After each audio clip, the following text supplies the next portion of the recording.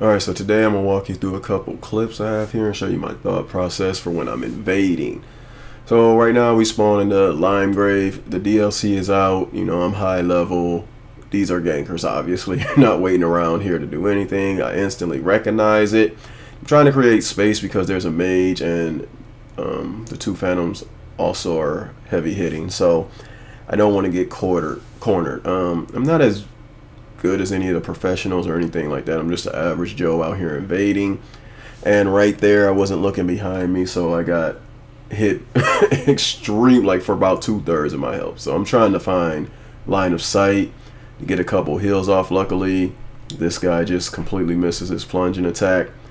But I keep my eye on him, and the others are quite far behind him, so I'm going to try to aggress this guy. You're going to see a lot of running R1s, and the reason why is that this weapon is the easiest way to get a quick hit in that's super damaging, but it doesn't leave you exposed to get blendered up. I mean, I'm not trying to duel and combo these guys unless it does turn into a 1v1 situation. I'm trying to poke, get a hit of damage in, and this is the best way to do it, unfortunately, with this weapon. But we end up killing that phantom and getting him out the way. They were too late to come to his rescue, I suppose, but these guys are a problem within themselves. So this guy's using a super high damaging, the dancer swords, or Rolana swords as I call them. Not the dancer swords, but yeah, the Ash of War on those, when it has one that can just like envelop him in fire, and I don't really want to run into it, but right now he has fist out, so I'm able to poke at him, but I'm not able to get clean hits in because the mage is just applying pressure with ranged skills and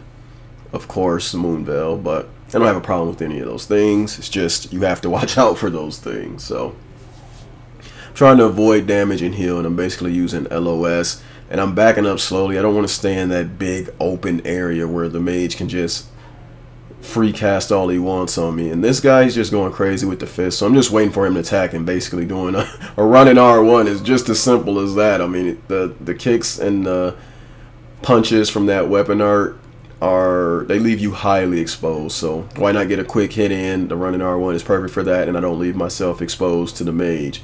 I look back at the mage because I figured he was doing something, which he was, and I'm slowly trying to move the LOS, but I'm trying to not go too far and run too far away so they continue to follow me. So I'm just slowly trying to delete the phantom. I mean, it's easier to go after the phantom because going after the host, he's just going to light roll away. I'm not going to be able to hit him, and the phantom's going to be able to go crazy on me.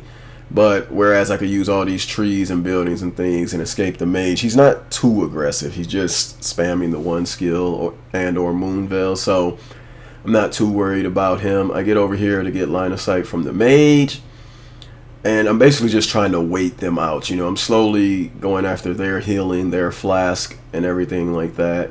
I have a chance to rebuff here, so why not? Put up some of my buffs. This guy hops in alone, so I immediately aggress on him.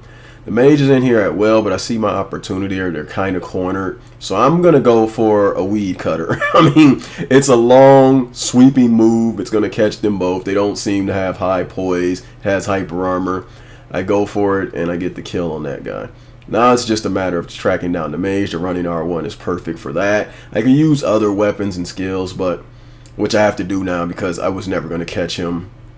And I swap to the Claws of Night, get a big damage hit in, and finish him off with the R2, the L2 rather. So that's how that one went. This one, I was poking and prodding them with a bow, forever a great bow. They wouldn't aggress me, they were hiding. Finally they decided to continue with the level. They ran into an enemy and I saw my chance and I took it. I go in on this guy because I just want him out of there. They're super confident when they're in groups, but he didn't expect that NPC to come up and end him. These other two are getting attacked by the NPC as well. Host is very aggressive, so I don't have time to do anything. But with these NPCs here, again, it's part of an invasion. I showed you one with them. I'm showing you one without them. You have to use the tools that you have. But they decide to aggress on the host, leaving the phantom all alone. The Sword of Night goes through shield, so I find it the perfect weapon for the shield. And yeah, the NPC actually finishes him off, but he was on the ropes as is, but he really couldn't do much. I have full damage through shields with this weapon and a true combo on it, so we're gonna go hunt down the host now.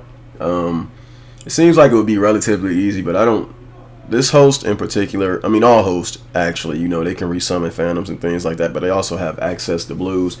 So in my mind, I'm just coming up here. I don't really pay attention much. I get tunnel vision through the screen, but I don't know there's a blue here with the host, but I don't know when he actually came into the area. I don't know if they even announced it. I've been playing this game since launch. But yeah, we finally get the host. We think he's cornered. Once again, I'm sticking with Sword of Night because he has a shield. I'm trying to catch him with the true combo, and there goes the blue. It's going to make it super hard. This weapon he's using, the Falling Beast Star Jaw or whatever it is super annoying. Not for its normal moveset, but inside of a gank, the Asha War it's crazy. It's terrible to deal with. So I'm trying to pressure him as much as possible because I just don't want to go through it. But meanwhile, the host is just free casting and doing his thing. And they're super aggressive, man, for gankers. So I'm trying to dodge through this. I'm trying to get rid of that. I almost had the host, but the Phantom is like, I have to watch out for him. Like if I keep going, even though I'm at full health, I can easily be comboed because I chose fashion. I mean, I'm basically role playing as Rashashka or whatever the name is, and yeah, I mean, even with bull goats, I only have 77 poise, so they could easily stun lock me. And I'm being aware of that in invasions. If you are going to handicap yourself with fashion, you have to be aware of what hits you can and can't take, and what you can and can't tank.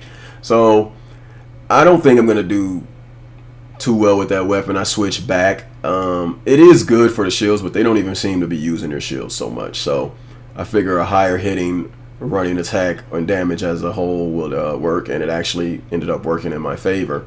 Once the Phantom's out the way, the host is easy work. I mean, he's just going to spam into my hits, and I knew that, and the weapon I have has hyper armor, so there we go. We got another win.